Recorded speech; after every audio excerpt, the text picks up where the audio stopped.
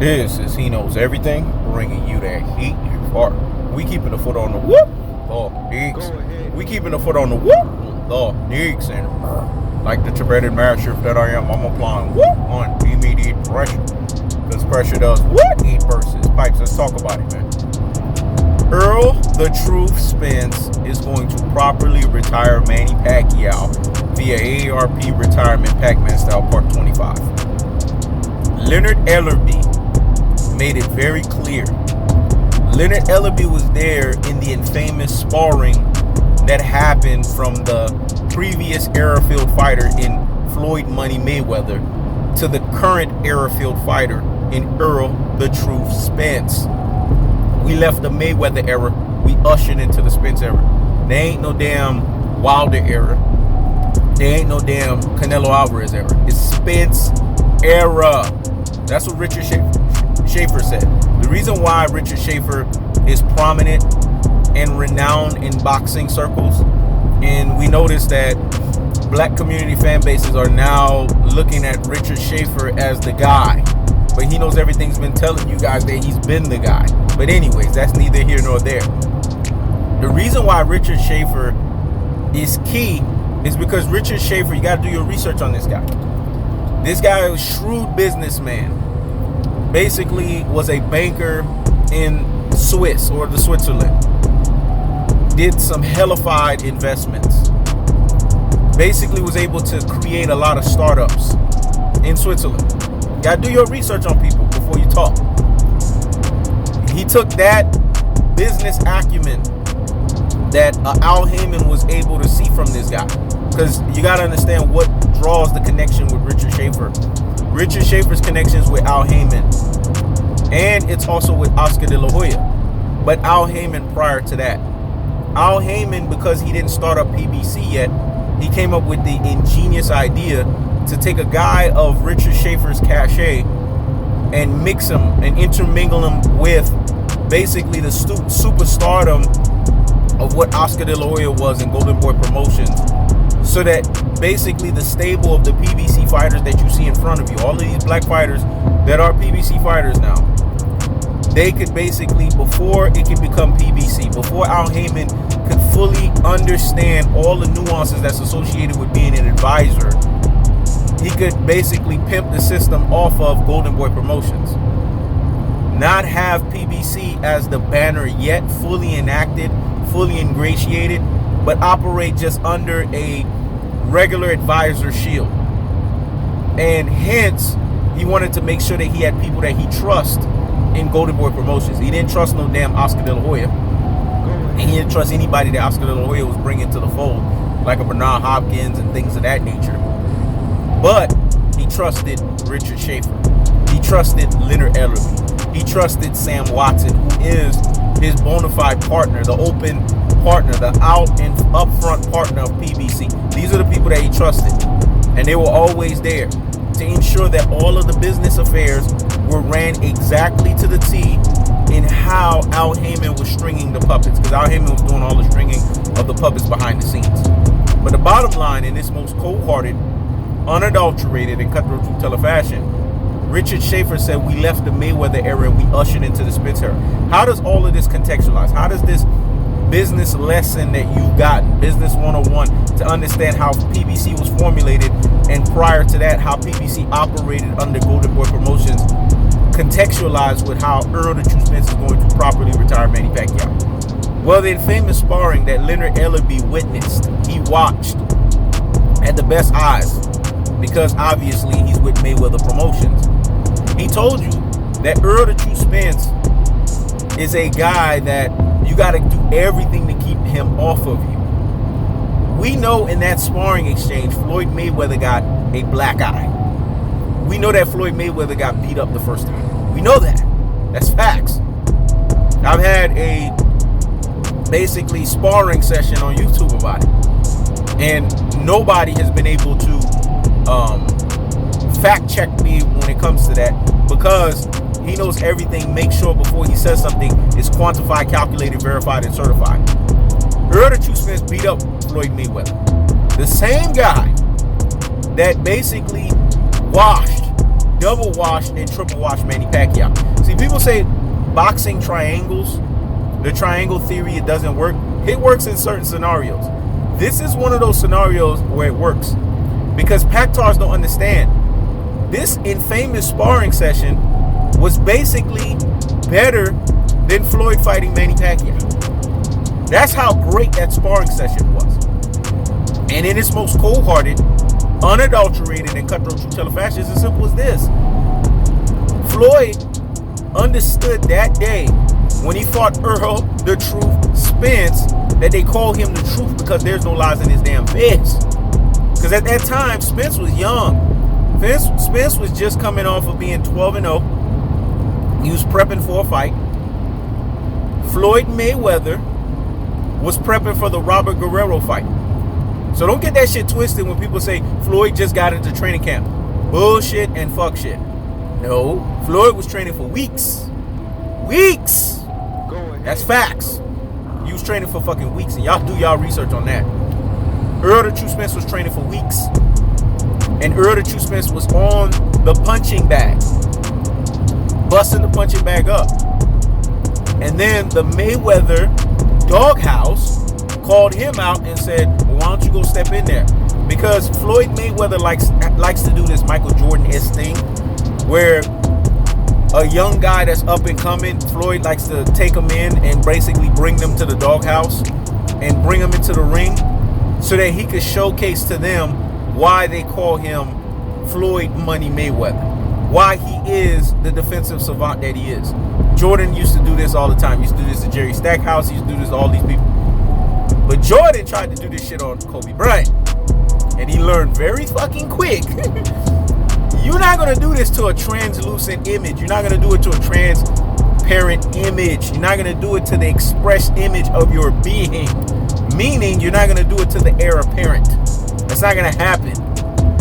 Because if you're the black cat, I'm the caramel cat. That's how Kobe looked at it. Well, guess what? Errol the True Spence was not afraid. He had his Kobe-like moment. He said, okay. He shook it off like it was nothing. They were like, oh, this guy's cool, calm, and collected, dog.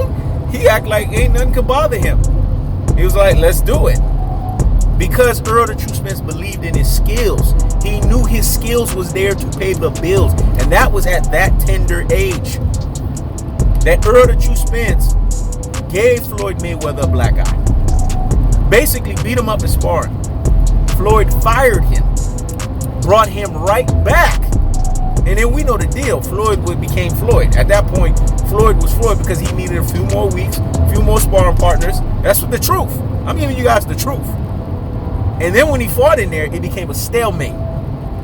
But Floyd had to be on top of his Floyd shit to make sure that he got the stalemate. Because if he was slipping on any cylinders, he would have been welting another fucking black eye. This is the same Errol the True Spence that's going to be fighting Manny Pacquiao. Now let's fast forward so many years later, after that infamous sparring session, after that renowned sparring session, after Errol the True Spence gave Floyd Mayweather that black eye, Manny Pacquiao in 2015, which was 2 calendar years after Money Mayweather basically done Robert Guerrero's ass the fuck up, because he did his ass up in 2013. Mayweather was able to wash, double wash, and triple wash Manny Pacquiao. This is a Errol the True Spence that's so many years removed from that experience. Basically been in battle-tested experiences. Fought against the upper echelon of the welterweight divisions. Made a Kell Brook bend the proverbial fucking knee via Boyz II Men fashion. Made a Sean Porter bend the proverbial fucking knee in the 11th round. And Sean Porter prepped Errol the True Spence for this type of volume of punches and bunches and lateral movement and Mike Tyson type of in and out zigzags.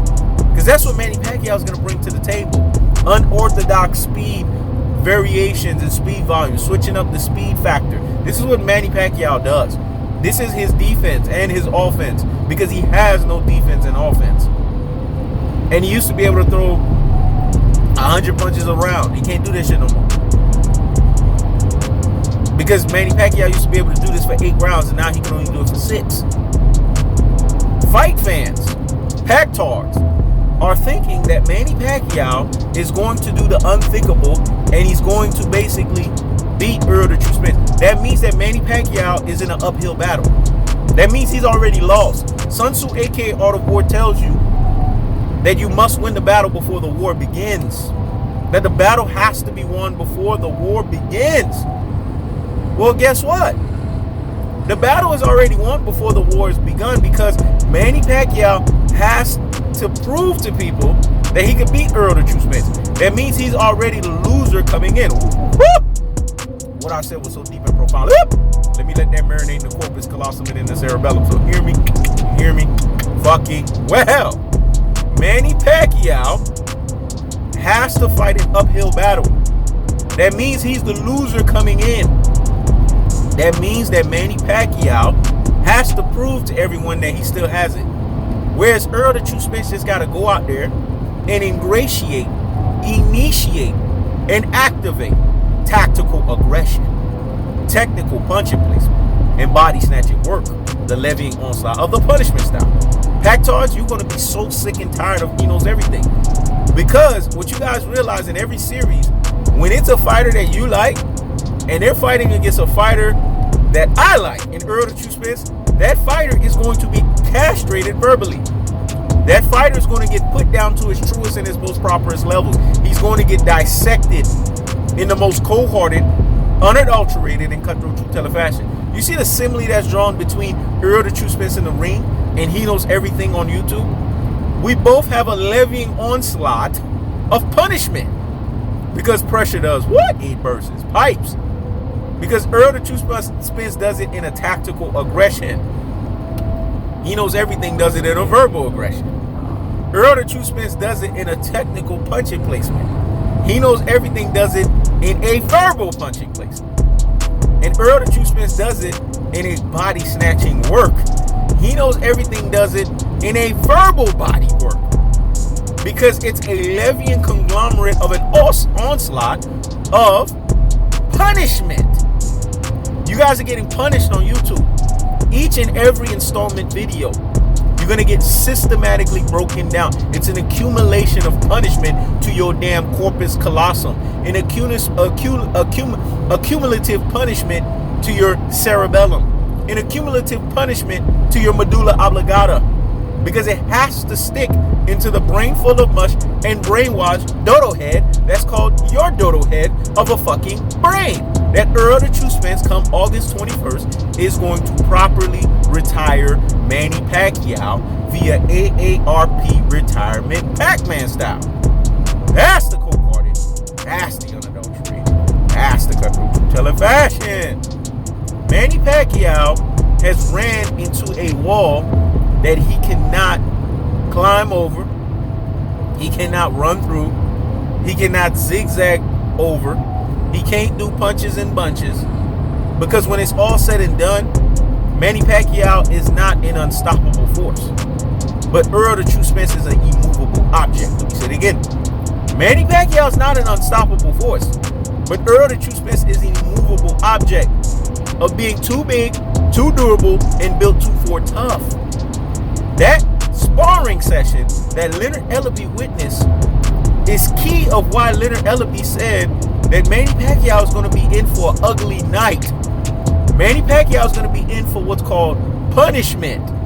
Manny Pacquiao is going to be in for what's called, you got to give Errol Spence, you got to throw something at Errol Spence to keep him off you, because you can't keep that motherfucker off you. Well, guess what? Manny Pacquiao doesn't have the power to keep Errol Spence off of him. Errol Spence gonna be on his ass all fucking night. And when Manny Pacquiao starts waning and he starts slipping via Errol Spence's body assault, and added on top of that his tactical aggression, his technical punching placement, and his body snatching work, the levying onslaught of the punishment style, Manny Pacquiao, round by round, what you're gonna see is him systematically break down in a way that you've never seen before. Spence is not training for boxing. Spence is training for the knockout. That's the cold-hearted. That's the underdog. That's the cutthroat truth teller fashion. I keeps the foot on the whoop. The Eeks. I keeps the foot on the whoop. The Eeks. This is He Knows Everything. Check it out.